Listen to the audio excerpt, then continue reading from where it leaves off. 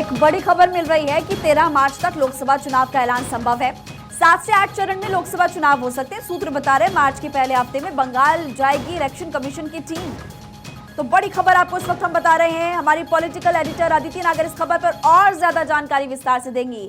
अदिति, 13 मार्च तक लोकसभा चुनाव का ऐलान संभव माना जा रहा है और क्या जानकारी आपके पास?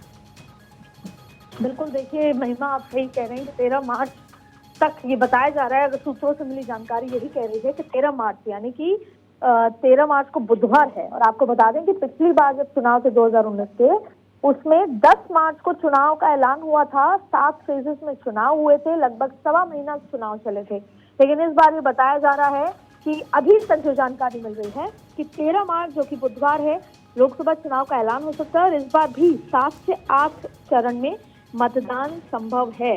आप देखिए कि किस तरीके की तैयारी भारत में 18वीं लोकसभा के लिए चुनाव की तैयारियां हैं। इलेक्शन कमीशन चुनाव की तैयारियों में लगा हुआ है। इलेक्शन कमीशन देखिए 17वीं लोकसभा का कार्यकाल 16 जून 2024 को समाप्त होगा।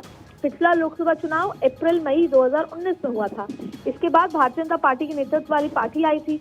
और अब देखिए इस बार पूरी तरीके से चुनाव आयोग चुनाव की तैयारी में जुट गया है। बड़े राज्य जो हैं और जहां पर नक्सली हमले का डर रहता है, जैसे कि छत्तीसगढ़ हुआ, इधर पश्चिम बंगाल हुआ, ये और भी बहुत सारे ऐसे राज्य हैं जहां पर एक अलग तरीके से चुनाव की प्रक्रिया होती है।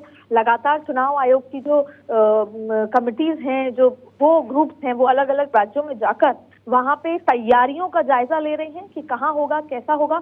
और देखिए बोर्ड के एग्जाम अभी चल रहे हैं। बोर्ड के एग्जाम खत्म होंगे और उसके बाद ये पूरी तैयारी होती है, क्योंकि स्कूलों में शिक्षकों की, तमाम लोगों की इसमें ड्यूटी लगाई जाती है। तो हर चीज को देखकर अब आप देखिए लोकसभा चुनाव की तारीख कैसे होती है तय, इस पर ही बात करते हैं। लोकसभा, विधानसभा, राज्यसभा के चुनाव का आयोजन करवाने का काम भारतीय चुनाव आयोग का होता है।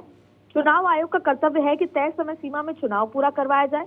लोकसभा चुनाव की तारीख तय करने में भी आयोग की ही भूमिका काफी प्रमुख मानी जाती है। हर एक लोकसभा का कार्यकाल 5 साल तक का होता है और उसका समय सीमा खत्म होने से पहले ही पूरे चुनाव हो जाने चाहिए। अब देखिए चुनाव आयोग तारीखों को तय करने में भी काफी चीजों को ध्यान में रखता है और इसमें वह देखता है कि डेट ऐसी होनी चाहिए कि उस मौसम की स्थिति अनुकूल हो, इससे ज्यादा गर्मी, ज्यादा बारिश की संभावनाएं ना हो, और जैसा मैंने कहा कि स्कूल, बच्चे, छुट्टियां, तमाम तरीके की चीजें हों, और इसके साथ साथ राजनीतिक दलों को फायदा ना पहुंचाने और चुनाव निष्पक्ष रूप से करा सके।